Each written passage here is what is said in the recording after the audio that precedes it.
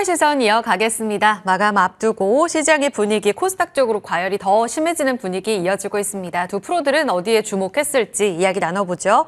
김종효 알파경제 이사, 이건희 하이투자증권 부장 모셨습니다. 어서 오세요. 안녕하십니까. 네, 안녕하세요. 두 프로의 시선이 머문 곳으로 가봅니다. 첫 번째 섹터 확인하겠습니다. 첫 번째 볼 섹터는 바로 정유주입니다. 손익 분기점을 넘어간 정제마진, 정유주들 안도하면서 오늘 오전장 상승 출발했습니다. 더 강한 쪽이 더 두각을 드러내면서 살짝 힘이 빠지긴 했지만 그래도 오늘 상승으로 출발했다는 데 있어서 이제 미국장에 영향 받아가면서 이제 시그널이 오나 싶기도 해요. 이사님, 이쪽 보신 이유부터 들어볼까요? 핵심은 이익이 모두 돌아설 수밖에 없는 상황이다라는 거죠. 지금 시장의 주도주는 누가 뭐래도 반도체와 2차 전지죠. 그래서 6월 달의 주인공은 반도체였고, 그 다음에 이번 달의 주인공은 2차 전지인데, 이건 너무 많이 얘기를 저뿐만 아니라 다른 전문가들이 많이 하신 부분이니까, 그러면 이 두 가지 주도주 빼고 뭘 관심을 가져야 될까에 대한 부분이 좀 필요하지 않나라고 판단하고 있어서, 최근에 일단 정제마진 개선되면서 이익이 좋아지는 부분이 첫 번째고요. 자, 두 번째 포인트는 그동안 이들의 이익이 안 좋았던 이유가 또 하나 뭡니까? 과거에 샀던 유가가 비싸게 샀기 때문에 이것을 재고 산정하는 과정에서 시가평가하니까 이게 마이너스 났던 거거든요. 근데 유가가 지금 한 $2더 오르면 $80입니다. 작년 하반기부터 유가는 $80 아래로 내려왔는데요. 유가가 $80 위로 올라가면 드디어 이제 재고평가 손이 아니라 이익으로 돌아서거나 더 이상 손실은 아닐 가능성이 높아지는 거죠. 거기다가 또 이익을 망가뜨렸던 것 중에 대표적인 부분은 석유화학 부분의 마진도 망가졌다는 거죠. 그러니까 우리나라 정유사들이 정유 하나만 가지고는 안 되다 보니까 석유화학 쪽을 대거 늘렸는데 정유도 지금 정제 마진 쪽에서 적자가 났고 석유화학도 적자가 나고 돈 빠져나가는 건 아니지만 재고자산 평가 손실이 커지다 보니까 계속 적자가 발생하는 구간이었는데요. 하반기엔 세 가지 모두 다 돌 가능성이 있다라는 거죠. 그러면 역대 최저 밸류에 빠져버린 종목군들을 여기서도 못 사면 앞으로 살 것 없는 거죠. 물론 가장 좋은 시장에서 밸류를 무시하고 가는 그런 종목군들이 많이 있고 오늘 시장에 LS나 고려아연을 봐도 수급이 압도적이라는 것을 확인할 수 있는 그런 장이기는 하지만 그렇다고 우리가 또 펀더멘탈을 무시할 수는 없는 거 아니겠습니까? 그런 세 가지 차원에서 모두 개선되고 있는 정유업종도 저는 한 사이드 종목으로서는 볼 필요가 충분히 있다. 이렇게 보고 있습니다. 우호적인 환경이 하반기에 펼쳐질 거다. 이게 키워드라는 말씀이신데 큰 그림에서 봤을 때 매크로적인 측면에서 영향을 많이 받잖아요. 정유주가. 그런 측면에서 보면 이제 금리 인상은 이번 주로 정말 끝이 날 것으로 시장은 믿고 있는 것 같습니다. 경기 연착륙도 서서히 좀 가시화되는 듯 하고요. 민감주 측면에서 봤을 때 경기가 돌아서게 되면 원유 수요가 늘어나고 유가 상승하고 이런 분위기는 더 고조될 가능성이 확실히 있다고 보세요? 저는 이제 보는 관점이 조금 다른데 네. 유가는 더 내려가지 않는다가 핵심 포인트입니다. 왜냐하면 공급 쪽에서 계속 조절하면서 사우디와 러시아가 물량을 조절하면서 $70 아래로 내려가면 적극적으로 끌어올리고 있는 거죠. 그러니까 시장에서 아무리 $70 아래로 끌어내리려고 해도 더 이상 내려가지 않는 하단이 이제 보인다라는 게 핵심 포인트고요. 물론 전쟁이나 다른 정치적인 이슈가 어떻게 발전될지는 모르나 이것이 더는 큰 변수는 아닌 것으로 판단하고 있고 그다음에 이제 경기가 좋아지면 물론 더 좋겠지만 경기가 좋아지지 않더라도 아랫단에서의 하단이 단단하면 결국은 유가는 내려갈 데는 없으면 위로 올라가는 상황이라는 거죠.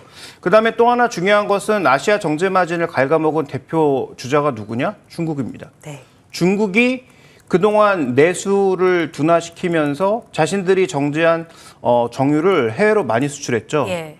근데 그 양이 늘어나면서 정제 마진이 급락한 거거든요. 근데 최근 들어서는 중국의 수출량이 줄어드는 것은 중국에서도 일부 이제 내수가 돌고 있기 때문에 자신들이 만들어낸 물량을 예전만큼 대량으로 수출할 수는 없다라는 거죠. 그러면 그런 차원에서 예전처럼 우리나라 석유 제품들을 중국이 사가지 않지만 일단 우리나라가 중국 외에 다른 국가로도 수출할 수 있는 여력을 만들어줄 수 있다는 측면에서 즉 전체적인 수출 시장에서의 공급 감소라는 측면에서 봤을 때도 이건 돌아설 요인이 있는 거죠. 그러니까 저는 앞서 말씀해 주셨던 질문의 한 두 가지를 바꿔야 된다고 생각하는데 네. 유가는 더 내려가지 않는다라는 게 핵심인 것 같고 그다음에 전체적인 석유 제품의 공급량 자체가 하반기에는 크게 늘어나지 않는다라는 게 핵심 포인트라고 보고 있습니다. 알겠습니다. 2차 전지에 쏠림에도 불구하고 이렇게 낙폭과대의 소외였던 쪽에서 이렇게 우호적인 상황이 펼쳐지면 충분히 기회 있다고 보신다는 거죠? 네, 그러니까 뭐 다시 한번 말씀드리지만 이게 메인으로 가야 된다는 아니고 메인 종목은 있지만 그럼 메인 종목만으로 우리가 가져갈 건 아니잖아요. 우리가 아무리 뭐 밥을 좋아하는 민족이고 밥이 주식이지만 네. 뭐 밥만 먹고 살 수는 없는 거 아니겠습니까? 그래서 그 사이드 쪽에서 어떤 종목군들을 좀 봐야 되느냐를 봤을 때 네. 저는 정유주 매력이 있다 이렇게 보고 있습니다. 매력적인 반찬. 그러면 하반기에 이제 업황 부진이 지속될 수도 있다라는 또 다른 측면의 의견도 한번 여쭤볼게요. 이건희 부장님께 여쭤보면 미국의 원유 재고 예상보다 좀 적게 감소할 수 있고 그러면 공급과 관련된 문제는 계속 안고 있을 수 있는 건데 또 중국이 부양을 또 한번 약속하지 않았습니까? 오늘 이 내용이 아시아장 전체적으로 영향을 주고는 있는데 부양을 한다고 해도 살아나지 못하는 것도 사실 아닙니까? 이런 내용들이 뒷받침이 되어야 할 텐데 이 부분에 대한 이견은 어떻게 보세요, 부장님? 일단 뭐 중국이 경기 부양을 할 거냐 말 거냐는 이제 서방에서 바라는 점이고요. 중국은 여전히 좋습니다, 지금. 예. 기대치보다 안 좋은 거지. 예. 서방이 안 좋다고 얘기를 하는 거죠. 네. 사실은 중국이 6% 이상의 성장을 괜찮다고 했는데도 보세요? 6% 이상의 성장을 했는데 7% 안 됐다고 뭐라고 하는 거는 좀 웃기다라고 저는 보고 있고요.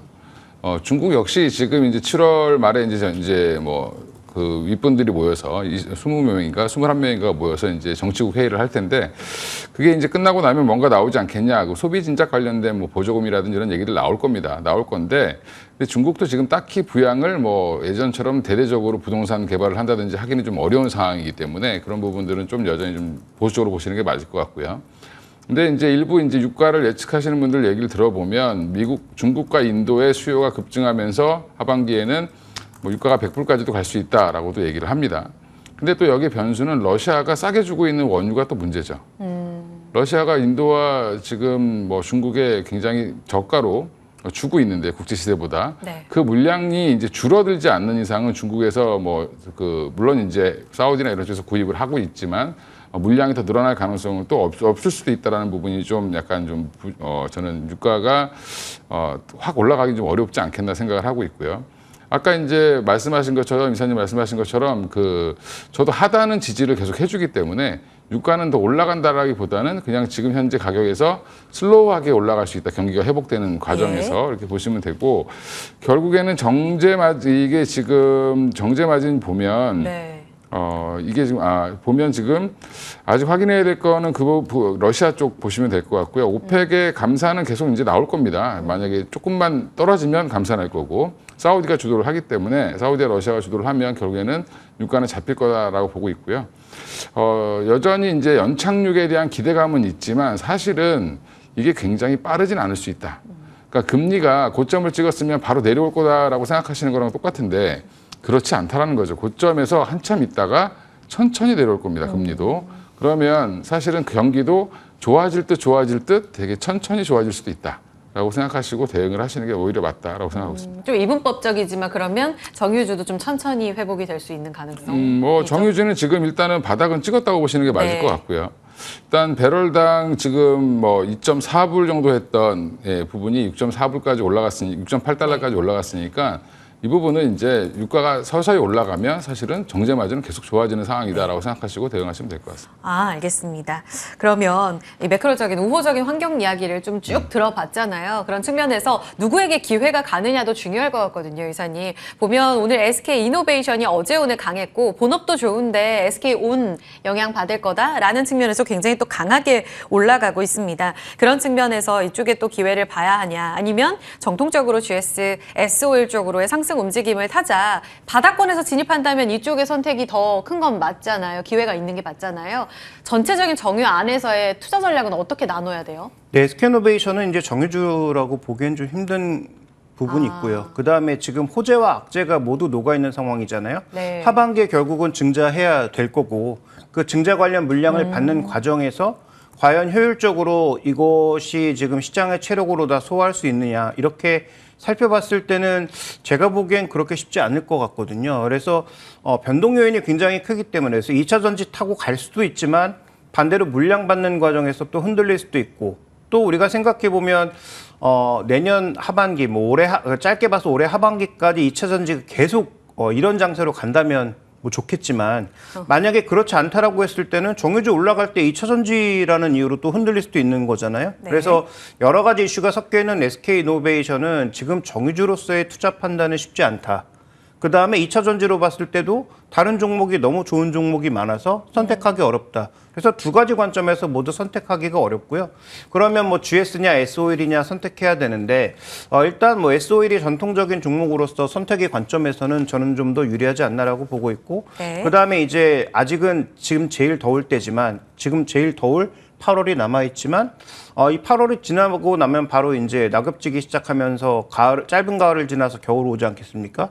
배당주의 계절이 돌아온다라는 거죠. 네. 이 종목 작년에 5,500원 배당했는데요. 뭐 물론 중간 배당을 얼마나 하느냐에 따라서 달라지겠지만 올해 추정 실적을 생각해 보면 지금 그다음에 사우디가 할 일이 너무 많다는 점을 고려해 보면 아람코가 배당을 줄일 가능성은 거의 없다. 그래서 뭐 그 배당 관련주로서의 매력도 저는 하반기에 9월, 10월 달에는 네. 생각해 볼 필요가 있다라고 보고 있습니다. 탑픽 지금 말씀하신 거죠? 예, 사실상. 그렇습니다. 알겠습니다. 사실상 그러면 바닥권에서 진입하자라는 정유주의 투자 포인트 이 본질을 봤을 때 S-오일이 탑픽이다라는 말씀 주셨고 사실 이익이라든지 배당에 대한 메리트도 이야기를 하셨잖아요. 가격 전략으로 가서 여쭤볼게요. 지금 보니까 6만 원대 가격 확실히 찍은 건가요? 네, 저는 그렇다고 보고 있고요. 그다음에 이 종목이 6만 원대 찍었던 가격이 역대 밸류 최저치입니다. 그래서 뭐 여러 가지 악재들은 뭐 충분히 반영한 것이 아닌가라고 볼 수가 있겠고 그런 관점에서 저는 목표 가격은 뭐 9만 원 정도까지는 충분히 우리가 선정 가능한 가격이다라고 판단하고 있고 손절 가격은 최근 상승하는 구간에서 그래도 대량 거래를 발생했던 한 6만 원대 뭐 후반 정도의 가격이 아무래도 뭐 손절 가격이 되지 않을까 이렇게 보고 있습니다. 9만 원 목표가로 제시해 주셨습니다. 올 연초에 갔던 가격대까지는 충분히 간다라는 말씀 주셨고 6만 9천 원 손절 라인으로 지지선으로 좀 체크해 보시면 될 것 같아요. 전체적으로 이제 포트폴리오 균형을 찾을 때 좀 맛있는 반찬이 될 수 있는 정유주 안에 S-오일 탑픽 전략 들어봤습니다. 다음으로 가보겠습니다. 프로의 시선 두 번째 섹터로 갑니다. 오늘 본 쪽 바로 AI 반도체. 전쟁은 이미 서막이 올라왔고 본격화되는 움직임 속에 오늘 조금은 쉬어가고 있습니다. 최근 2차 전지 반도체 힘겨루기가 계속되고 있는데 2차 전지의 그 열기를 이어받을 것이다, 아니다라는 이야기는 계속되고 있죠. 그 답도 지금 찾아볼게요. 이건희 부장님, 이런 질문들은 참 부담스러우실 수 있겠습니다만 2차 전지를 이어갈 반도체 강자, 여기서 여전히 기회 있다고 보시는 거예요?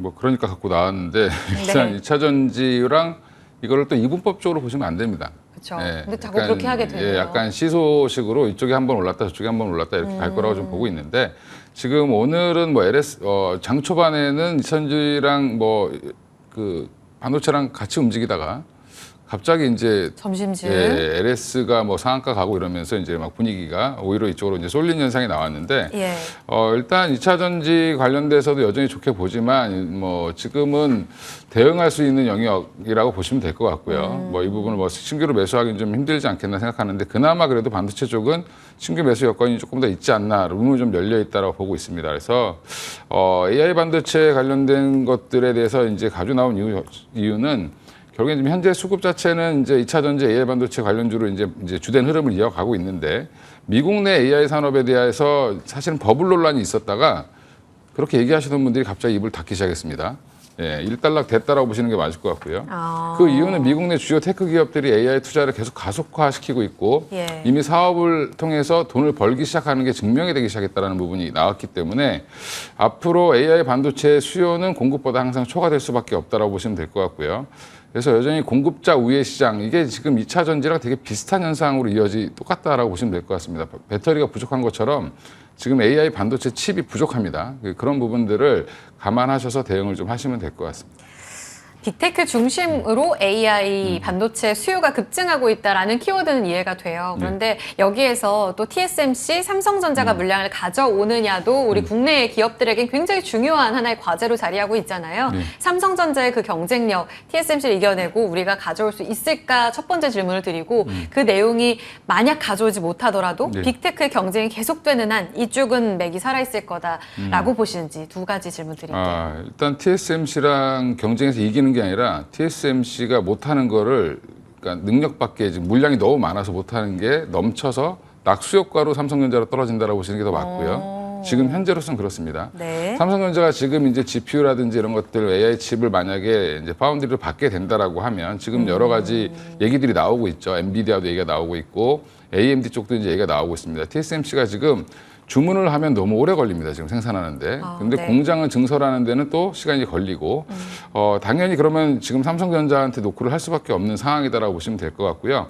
그 부분은 이제 될지 안 될지는 좀 지켜봐야 되겠지만 좀 상황을 보실 필요가 있는데 그게 만약에 안 되더라도 여전히 HBM이라는 강력한 무기가 있기 때문에 뭐 새로운 먹거리가 하나 더 생겼다라는 부분에서는 여전히 이쪽을 좀 주목해 보실 필요가 있을 것 같고요.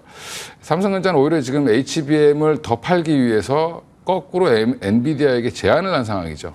내가 턴키로 다 만들어 줄 테니까 나한테 줘라. 그 대신에 내 걸 써라. 이렇게 지금 얘기를 하고 있습니다. 예. 그러면 그렇게 얘기할 정도면 삼성전자는 자신감이 있다라는 얘기고 향후에 이제 이런 전개 과정을 좀 보시면서 만약에 삼성이 뭐 엔비디아 물량이나 AMD 물량을 받아오게 된다라고 하면 사실은 더 호재겠죠. 예, 보시면 국내 될것 그 같습니다. 물줄기를 받는 종목들은 더 폭발적으로 갈 수도 있는 내용이다.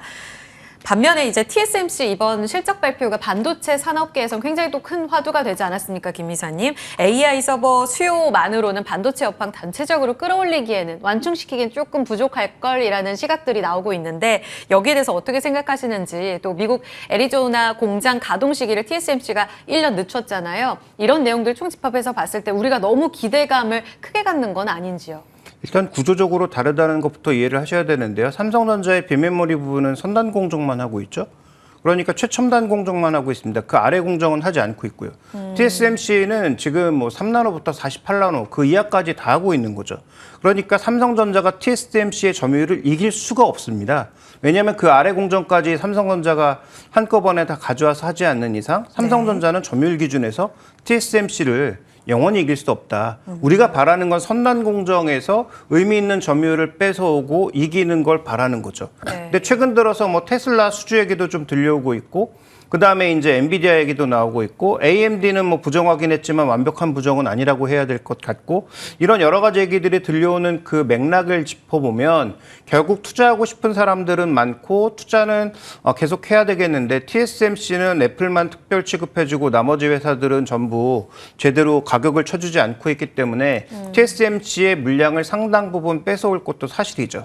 그러니까 TSMC도 지금 밀당을 하고 있는 겁니다. 미국에 공장 만들어서 니들이 원하는 대로 다 만들어주지 않을 거야 라고 밀당을 하고 있는 것이고 네. 미국 정부랑도 밀당을 하고 있는 것이죠. 미국 정부가 지금 보조금 여전히 안 주고 있지 않습니까? 그러니까 삼성전자도 지금 언제든지 돈도 있고 테일러 공장 지을 준비가 다 돼 있죠.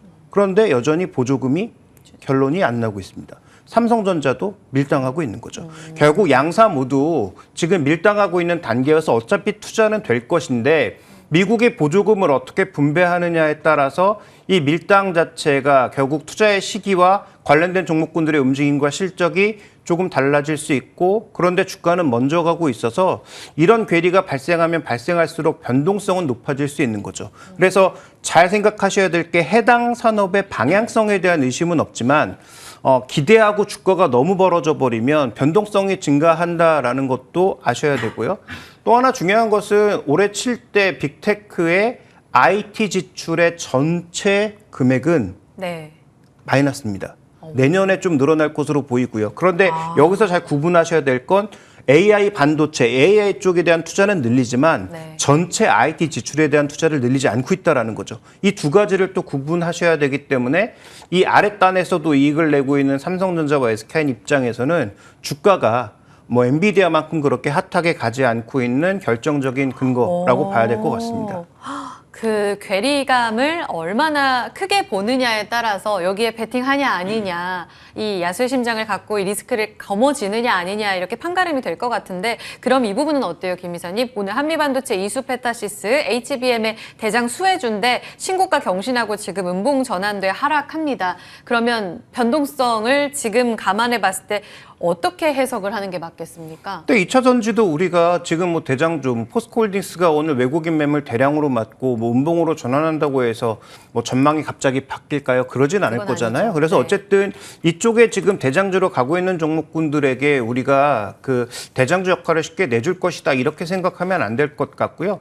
결국 이 산업 자체가 꺾이지 않고 기대감을 계속 품고 가는 이상 대장주는 대장주대로 인정하고 그 다음에 이제 아까 뭐 SOL에서 잠깐 말씀드렸던 것처럼 네. 이 안에서도 메인 종목만 있는 건 아니고 사이드 종목도 있을 거 아닙니까? 네. 그 후공정만 중요하지 않고 전공정과 재료도 중요하기 때문에 그런 종목군들 중에서 또 매력적인 종목이 있다면 네. 관심을 가져볼 필요는 있을 것 같습니다. 알겠습니다.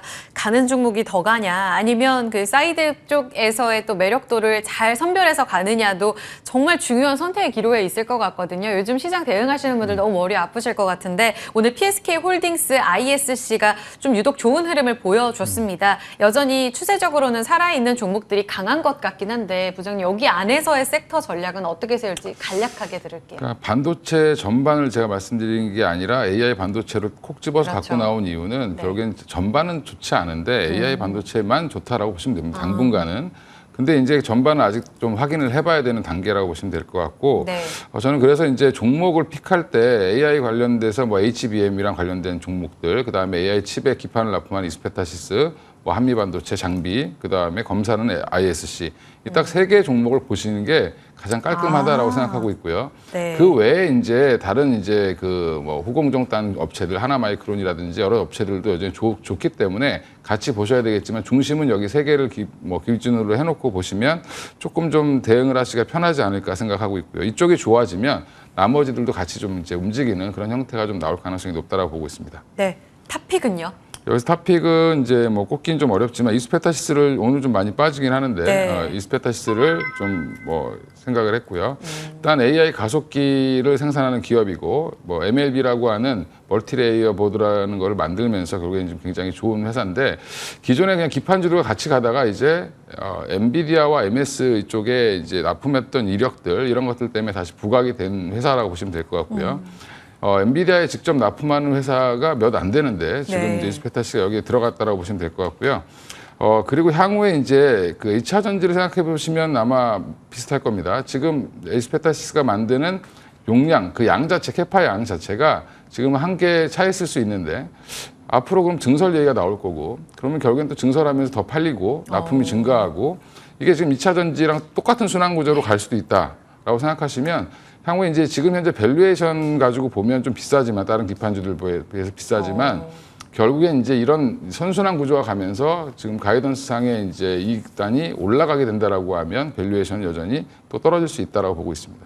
그럼 간략하게만 여쭤보겠습니다. 대응하시는 분들은 기준점을 어떻게 세울까요? 지금은 뭐 4만 원 미치면은 뭐 저는 충분히 매수해 보셔도 된다 뭐라고 생각하고 있고요. 네. 뭐 3만 7천 원까지 빠지면 아주 뭐 땡큐 할 것 같은데 사실 여전히 추세는 좀 살아 있다라고 보시고 대응을 하시면 될 것 같고요. 목표가는 이제 1차적으로 한 5만 원 정도를 제시를 해서 시가총액 한 3조 정도까지만 보시고 대응을 하시고 이게 뭐 그 단기간에 많이 올라왔기 때문에 조정이 나올 가능성도 항상 있다라는 부분 좀 대응하셔야 되고 네. 그래서 손절가는 3만 2천 원 정도로 제시를 해드리겠습니다. 네, 이런 종목에 있어서 신규 매수라는 이야기에 너무 이제 현혹되기보다는 대응을 할 때 어떻게 기준점을 잡아가느냐가 정말 중요할 것 같습니다.